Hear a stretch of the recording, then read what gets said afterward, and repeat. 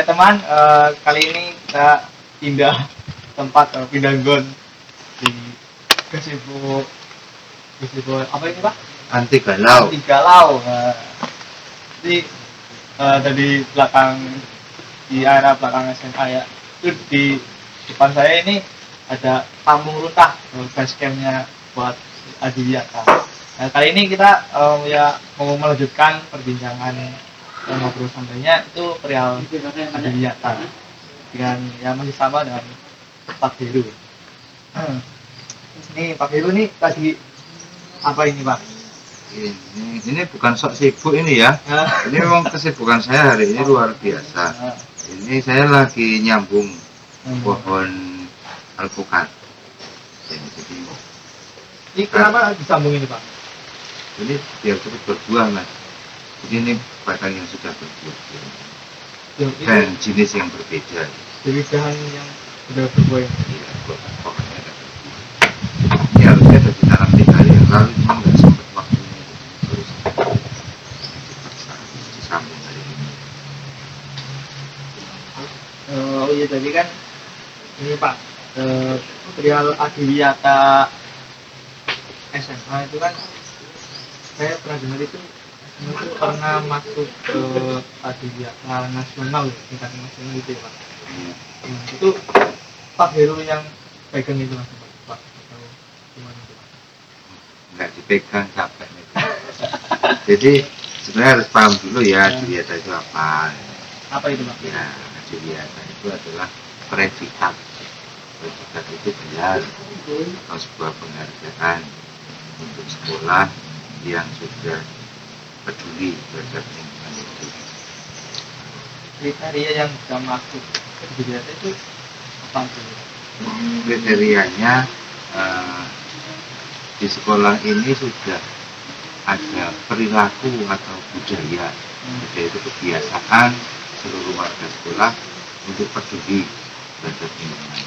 Jadi banyak dari mengelola lingkungan, mengelola limbah, sampah. Jadi, tujuannya sebenarnya sederhana, tapi penting. Isu lingkungan hidup itu sebenarnya kan isu internasional ya, isu dunia terkait dengan sampah dan pelestarian lingkungan. Karena sebenarnya isu luar biasa. Kenapa Pak Adiwiyata, program Adiwiyata itu dicanangkan di sekolah?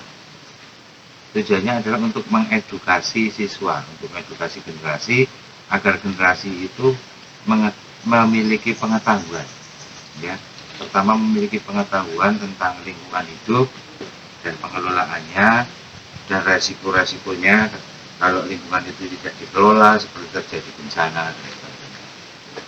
Yang kedua memahami, kemudian yang ketiga untuk mau melakukan kegiatan aksi nyata lingkungan hidup. Jadinya seperti itu. Bagus gitu ya.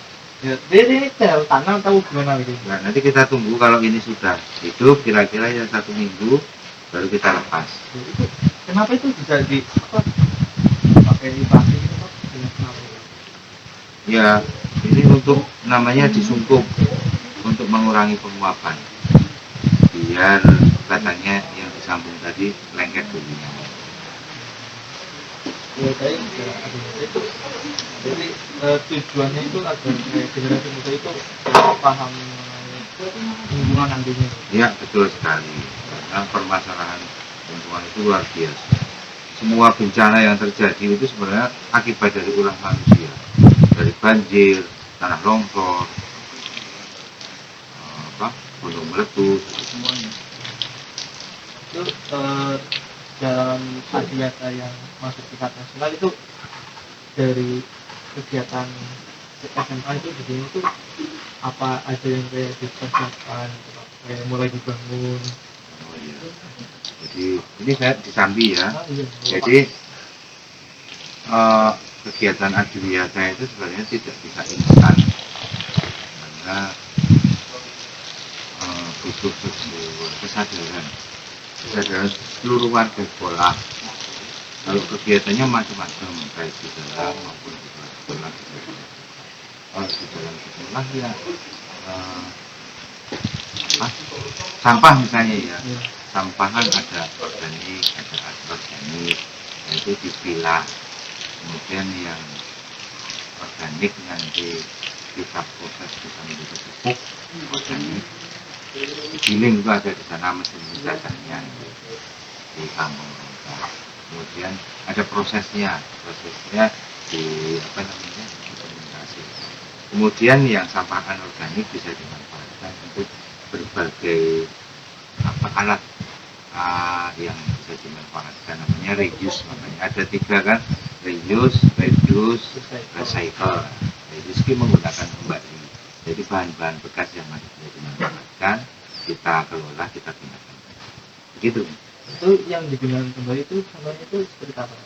Contohnya misalnya sampah anorganik itu botol, nah kan, botol aqua misalnya yang gelas itu bisa kita gunakan untuk membuat hidroponik, atau botol yang gelas itu juga bisa untuk membuat hidroponik, jadikan potnya gitu. Atau apa ya, banyak lah, kertas-kertas, plastik-plastik, bekas bungkus makanan, bekas bungkus kopi, itu bisa kita manfaatkan. Itu waktu masuk ke Adhidata Nasional itu dalam arti kayak antusias warga SMA itu besar, bisa dibilang besar Pak. Nah itu kayak gimana, kayak mengajak semua lapisan pada sekolah itu biar bisa bersama bangun Adhidata tadi sama itu apa itu Pak? Gimana? Wah, itu berat sekali itu Mas. Jadi kita sudah masuk Adiwiyata, kategori Adiwiyata saja, kita tetap masih melakukan edukasi karena memang predikat Adiwiyata itu bukan sebuah hadiah, tetapi menurut saya sebuah amanah. Sebuah amanah ketika kita sudah diberikan predikat sekolah Adiwiyata untuk kita bisa melakukan kegiatan untuk apa namanya, pelestarian lingkungan. Nah, kegiatan pelestarian lingkungan itu kan melibatkan seluruh warga sekolah. Jadi setiap tahun kita kedatangan siswa baru, kita edukasi lagi tentang lingkungan hidup, baik melalui kegiatan ekstrakurikuler, melalui kegiatan edukasi di kelas, ya misalnya. Jadi mengintegrasikan nilai-nilai Adiwiyata, mengintegrasikan perilaku Adiwiyata itu, peduli lingkungan itu dalam kegiatan belajar di setiap mata pelajaran, di setiap kegiatan ekstrakurikuler. Seperti itu caranya. Kemudian kita juga mengajak teman-teman pembantu pelaksana untuk ikut berpartisipasi menyukseskan program itu. Kebijakan-kebijakan sekolah, misalnya terkait dengan sarana prasarana itu gedung drainase itu harus berdasarkan dengan konsep lingkungan hidup. Artinya pembangunan atau rehab itu tidak mengganggu pelestarian lingkungan, atau bahkan justru malah pembangunan itu menyebabkan kejadian yang merusak alam. Contohnya apa? Drainase itu bagian dari sanitasi. Drainase itu bagaimana kita mengelola air hujan yang ada. Kalau irigasi itu kan untuk menata air. Jadi ada air datang dan ada air pergi. Bagaimana air datang itu tertata di sini dengan maksimal, bisa dimanfaatkan dengan maksimal, ya, sampai keran-keran ditata semuanya, air jangan sampai terbuang menetes. Kemudian air hujan misalnya, jangan sampai air hujan semuanya terbuang. Jadi ada sumur resapan, dibuat biopori, kemudian ditata sehingga air itu sebagian tetap mengendap masuk di bawah tanah di sini. Sehingga bangunan-bangunan di sini memang harus ditata, termasuk jalan itu harusnya pakainya paving bukan dicor, sehingga air meresap begitu. Sanitasi itu sistem penataan, ya, pencahayaan lingkungan, ya, sistem penataan air seperti itu. Jadi lingkungan itu bisa cukup pencahayaannya, airnya cukup, dan termasuk energi juga. Energi di sini ada listrik misalnya, bagaimana memanfaatkan listrik itu semaksimal mungkin, jangan sampai terbuang. Contohnya kamar mandi atau ruang yang outdoor. Kalau sekiranya dia tidak butuh lampu, tidak perlu dipasangi lampu. Seperti itu. Yang dipasangi lampu listrik itu yang memang ruang-ruangan yang gelap. Ini saya lupa nanya Mas. Itu waktu predikat sekolah adiwiyata nasional itu tahun berapa itu? Tahun 2015. 2015. Ya. Itu saya merintis itu dari kegiatan awalnya itu kegiatan pramuka sebenarnya.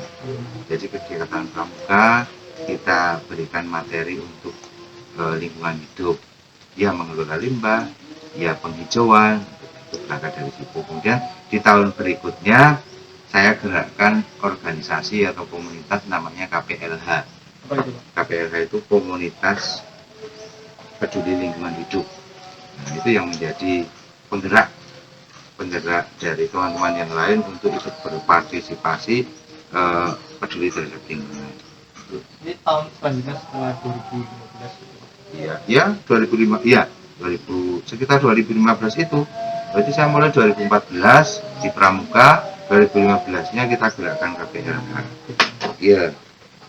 Ya kan ada satu kejadian luar biasa waktu itu, tim penilai dari nasional dari pusat Jakarta itu mau datang ke sini menilai ya, dan situasi lagi musim kering, musim kemarau, dan kita kekurangan air.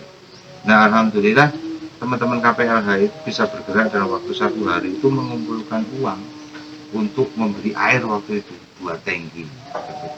Berapa juta saya lupa, terus buat beli air, terus buat nyirami tempat-tempat ini lingkungan jadi basah. Jadi partisipasi kayak warga sekolah waktu itu boleh sama gitu ya. Oh iya, karena kegiatan lingkungan hidup itu memang harus didukung semua pihak. Tidak bisa hanya digerakkan oleh saya sendiri, 1 orang 2 orang. Harus semuanya berperan. Yang KPLH itu isinya itu siswa itu. Siswa? Yang kayak ketua itu. Iya, siswa semua KPLH, komunitas peduli lingkungan hidup itu isinya siswa. Itu dari kurun waktu 2015 sampai sekarang itu kayak adiwiyatanya itu kayak makin meningkat atau bagaimana Pak? Kayak menurut Pak itu sendiri. Iya.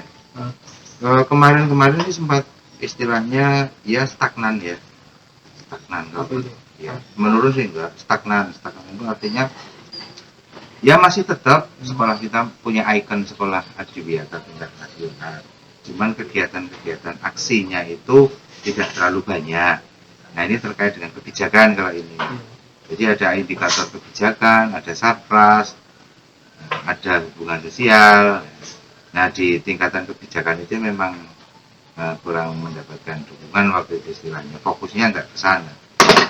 Akhirnya kegiatan lingkungan hidup ya kayak stagnan. Tetapi alhamdulillah ini dengan perubahan ini baru ini, kemudian juga situasi mungkin lagi pandemi ya, lagi pandemi, jadi kegiatan adiwiyata kita bangkitkan lagi dengan harapan nanti bisa mengikuti seleksi untuk penghargaan sekolah adiwiyata mandiri.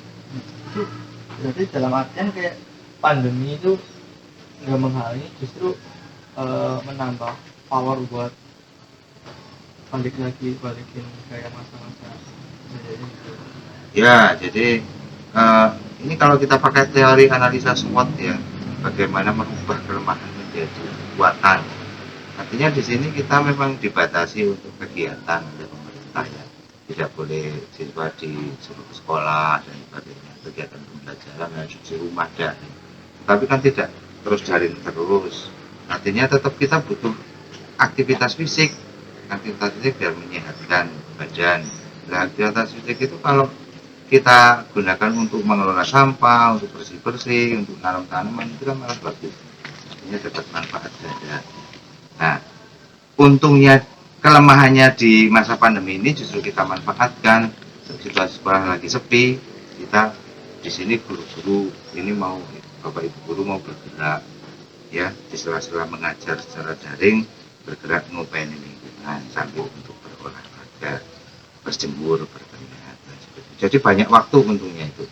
Keuntungannya itu banyak waktu untuk bisa berimprovisasi. Begitu Mas. Terus dalam kurun waktu ini pandemi itu kayak sekolah itu kegiatan adiwiyata itu apa sih ya Pak yang udah kita jalani itu Pak? Banyak Mas. Jadi kalau cuma standar adiwiyata saja istilahnya sudah bisa terpenuhi ya. Tapi kan kita harus punya istilahnya pemanis. Jadi lingkungan itu dikelola dengan spot-spot. Misalnya di sini sebenarnya cukup bank sampah saja. Tapi kalau cuma bank sampah saja kayaknya nggak menarik. Makanya kita punya ide kampung runtah. Nah di sini harapannya menjadi sentra mengelola runtah itu sampah bahasa Banyumas. Jadi bagaimana sampah itu bisa dikelola di kampung runtah. Kemudian kita di sini punya ide bikin gazebo galau. Jadi buat kita sharing-sharing di sini, gendu-gendu rasa istilahnya, sambil mencari inspirasi apa ide apalagi yang kita buat. Kemudian kita punya kebun nanas, kita punya spot ikan terapi, kita punya spot burung, kita spot pohon anggur, kita banyaklah spot-spot di sini. Ada kafe, ya banyak yang untuk pemanisnya, sehingga nanti ketika contohnya ini juga ada kegiatan sebenarnya ada kegiatan untuk menuju sekolah adiwiyata mandiri itu kan kita harus membina minimalnya 2 sekolah. Jadi kita sudah melakukan pembinaan 2 sekolah di Purbalingga.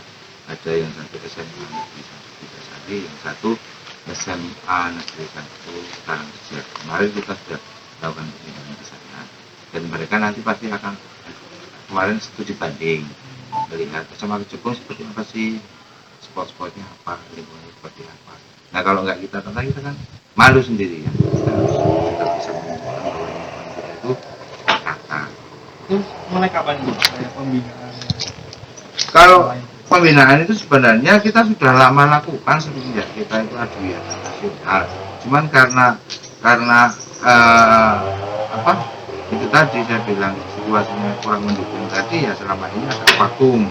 Nah ini kita bangkitkan lagi dengan apa konsep yang baru itu ada dasar hukumnya. Kita berangkat dari permen 552 dan 53 tahun 2019. Itu memang ya aturan baru penilaian adiwiyata. Meskipun kita ada nasional, tapi ini kan 2021, jadi kita menggunakan aturan. Dan juga ada juknisnya, bagaimana kita membina sekolah. Jadi tiap tahun itu peraturannya itu ganti. Enggak sih. Cuman kebetulan saja ini ada aturan. Kalau ganti sih enggak mesti setiap tahun, maksudnya tergantung kebijakan pemerintah. Terus ini kan besok ini tanggal 21, itu ada di sampah nasional. Iya. Itu kan dari OSIS itu ada rencana atau rancangan kita ngepul sampah dari, jadi siswa-siswa juga partisipasi itu buat ngepul sampah, nanti kita angkut itu ya gimana menurut Pak gitu? Iya bagus sekali. Artinya itu manfaatnya banyak. Jadi yang pertama jelas mengedukasi peserta didik atau siswa itu untuk mengetahui bagaimana mengelola lingkungan, memanfaatkan barang bekas, kemudian mendukung program sekolah adiwiyata, kemudian untuk publikasi, kemudian hasil dari kegiatan itu bisa dimanfaatkan untuk berbagai macam kegiatan juga. Banyak manfaat. Saya dukung. Menurut Pak Heri itu kayak kinerja itu kayak yang perlu dikembangkan lagi itu apa itu Pak, kayak dari kami OSIS untuk kayak program itu? Oh iya, kalau yang perlu dikembangkan sebenarnya banyak sekali Mas. Ide-ide itu mesti akan mengalir terus. Tapi minimalnya kegiatan-kegiatan lingkungan hidup itu selalu diintegrasikan dalam setiap acara, event-event, baik di kegiatan OSIS maupun ekstrakurikuler. Sepele saja misalnya itu ada ikon bikin tulisan tempat sampah bertemu kantong. Dan ini ternyata menjadi sesuatu yang luar biasa, masuk di pikiran bawah sadar menjadi budaya. Jadi saya beberapa kali kegiatan keluar dengan anak-anak itu, begitu mereka habis makan, mereka bingung, ini mau dibuang di mana? Artinya apa? Artinya sudah ada kesadaran, tidak buang sampah sembarangan. Jadi harus diawali dari memang redaksional itu penting, bagaimana merubah mindset seseorang. Misalnya kalau kata-kata mutiara zaman dulu ya, itu kan jangan buang sampah sembarangan. Justru yang masuk itu buang sampah sembarangan. Nah, ini ada ilmunya namanya NLP, Neuro Linguistic Program. Itu kita bicara yang lain saja, ilmu banyak sekali kan. Jadi mending kita bikin tulisan itu yang positif, istilahnya afirmasi positif. Kalimatnya pendek, sederhana, tapi positif. Tempat sampah belum ketemu, kantongi dulu. Artinya termasuk dalam pikiran bawah sadar, oh sampah nggak ada tempat sampah, kantongi dulu. Biasanya kata terakhir itu yang mengendap dalam pikiran. Beda kalau apa tadi yang pertama, jangan buang sampah sembarangan. Nah itu akhirnya kata jangan itu kalimat negatif dan otak biasanya menolak. Orang menolak kalau dikasih aturan jangan, mesti menolak, melawan. Kemudian jangan buang sampah sembarangan, ini yang nangkapnya buang sampah sembarangan gitu. Jadi harus kita rubah. Termasuk kalian nanti coba ngecek ada tulisan-tulisan apa di sekolah ini. Misalnya hidup bebas, hidup apa? Hidup terbebas dari sampah. Hidup apa ya itu saya baca. Hidup indah tanpa sampah. Bukan seperti itu sebenarnya kalimatnya. Salah itu. Justru kita berkawan dengan sampah. Hidup berkawan dengan sampah. Artinya sampah dikelola. Bukan hidup indah tanpa sampah. Kenapa? Karena sampah itu sebenarnya itu bernilai tinggi. Sampah itu luar biasa kalau itu dikelola. Kayak kita kurang pengelolaannya gitu. Ya, ini harus. Dan nanti OSIS itu menjadi istilahnya organisasi induk kan yang mewadahi siswa-siswa yang lain. Jadi pengurus OSIS itu harapannya benar-benar bisa mewadahi kegiatan siswa, bukan seperti ekstrakurikuler. Pengurus OSIS itu menjadi istilahnya abdi bagi teman-temannya, mengajak teman-temannya.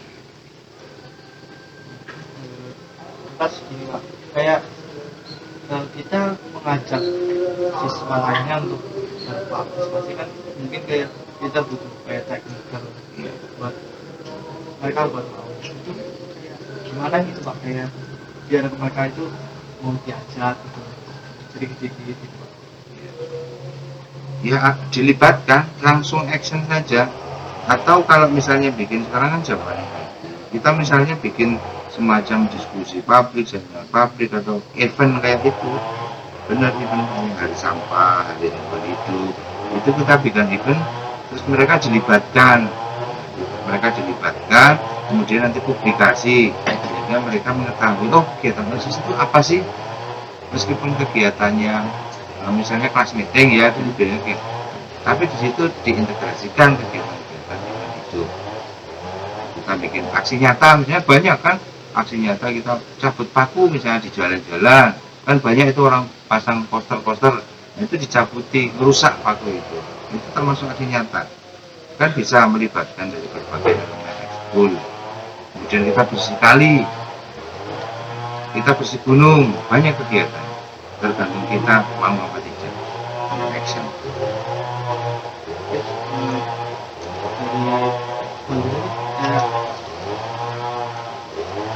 Dulu kan pembina OSIS sekarang itu kayak dari tahun-tahun itu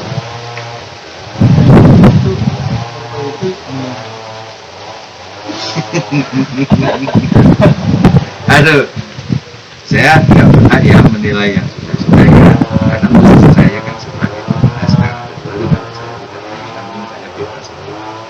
Tapi ya harapannya kegiatan OSIS tahun ini dan ke depan itu nanti lebih baik, lebih visioner ya. Visioner itu jadi setiap kegiatan itu ada cita-citanya, ada tujuannya, ada harapannya. Visioner. Contohnya SMA ini kan kita juga punya visi kan. Nah, visioner itu orangnya itu punya karakter visioner. Jadi kegiatan itu ada goalnya, ada tujuannya, bukan sekedar apa melu ini di sana ikut sini gitu. Tapi kita bikin program di konsep, tujuannya apa sih, harapannya apa sih, jelas visioner, tujuannya jelas. Contohnya SMA ini mau mewujudkan, harapannya kan mewujudkan warga sekolah yang bertakwa, ya kan, mewujudkan sekolah yang bertakwa, terus apalagi entrepreneur, berjiwa wirausaha, humanis itu memanusiakan manusia, artinya menghormati, saling menghormati, kemudian peduli, berwawasan lingkungan. Harapannya seperti itu. Outputnya itu ada jelas. Siswa masuk ke sekolah ini 3 tahun dididik, nanti keluarnya itu tercapai 4 indikator itu. Menjadi manusia yang seperti itu. Kayak artinya itu Cita-cita. Kayak kegiatan itu nggak usah dipikirin dulu, atau mending kayak tergantung visi misinya sekolah itu apa kita gerak. Ya, jadi memang iya. Jadi apa sih sekolah kita saat ini visinya? Ya kita ikut merealisasikan visi itu dalam misi. Misi kita apa sekarang? Ya mencapai visi. Sederhana seperti itu. Mencapai visi. Masuk OSIS sekarang itu targetnya apa nanti? Kegiatan-kegiatan OSIS hanya sekedar peringatan-peringatan saja tanpa ada, ya kan? Misalnya peringatan Hari Pahlawan, apakah kita hanya upacara terus mengenang tok? Nah itu zaman dulu. Kalau sekarang nggak begitu. Kita bikin kegiatan Hari Pahlawan, ya oke lah kita secara protokoler kita upacara, tetapi harus ada kegiatan-kegiatan yang lebih progresif dan produktif. Itu ada manfaatnya langsung. Kenapa? Karena eranya sudah beda. Anda sekarang era generasi Z. Generasi Z itu apa? Panjang ini ceritanya. Generasi Z itu cirinya saja saya sebutkan. Ciri generasi Z itu sebenarnya sudah tidak perlu banyak ilmu terus dicari pengalaman, tapi belajar ilmu sedikit, langsung dicoba, dipakai, ada hasilnya. Itu generasi Z. Praktis. Jadi tidak sekedar hanya bicara ngalor ngidul tentang belajar ini itu, tetapi setelah belajar ini manfaatnya apa untuk kita? Nah itu harus ada nyata manfaat. Kayak ini real. Kamu tak ajak belajar untuk misalnya menanam ini, ya kan? Ini kan yang dedel juga anak-anak OSIS, ya kan? Nanam ini terus nanti disambung, kita tunggu nanti 2 tahun ke depan sudah berbuah. Jelas. Ya bisa 1-2 tahun nanti bisa kalau dikelola dengan baik. Permasalahannya itu kayak kita siswa itu kebanyakan itu kayak tergantung kayak yang penting di kelas itu sebentar lah ya, kayak kita teorinya gitu Pak, kayak sampah itu buang sampah di tempatnya. Nah cuman kayak pada prakteknya itu kayak kita itu kayak belajar itu sering kali itu melanggar gitu. Ya, jadi kalau kita bicara belajar itu rontekannya panjang. Di tema yang lain saya mau aja tentang sekolah itu kan intinya belajar, sama aja orang sholat itu sebenarnya intinya berdoa. Nah, kalau orang sekolah itu belajar itu kan tidak hanya di kelas. Belajar itu banyak hal. Di kelas itu saya bilang kan bagian dari proses sekolah. Sekolah itu kegiatan formal yang ada standarnya, ada nilai, ya kan, nilai akademis, sarjana. Tetapi apakah itu menjamin kesuksesan di sekolah? Kan tidak. Bahkan di luar sana yang tidak sekolah aja yang sukses banyak, ya kan begitu. Nah, tapi kan karena memang formalnya seperti itu, ya tetap sekolah dilakukan, tetapi belajarnya ya belajar yang terarah, yang visioner tadi. Ada harapannya sekolah itu tidak hanya sekedar mengejar nilai akademis top, ya, tetapi ilmu yang dipelajari itu secara substansinya itu benar-benar Anda kuasai hingga bermanfaat.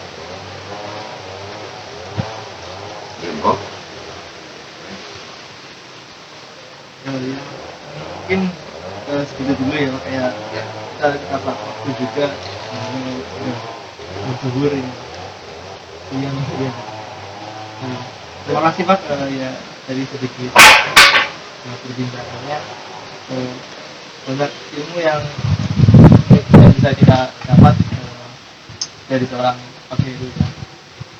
Intinya itu kita belajar mengenai adiwiyata atau lingkungan itu harus ada gerakannya, kayak kita perlu teori, juga perlu teknikal atau kinerjanya itu harus Iya. ada. Betul. Mungkin ya, Pak Heru, terima kasih sudah dari kunjungan sedikit. Jumpa lagi di konten rilis selanjutnya. Wassalamualaikum warahmatullahi wabarakatuh. Wabarakatuh. Assalamualaikum.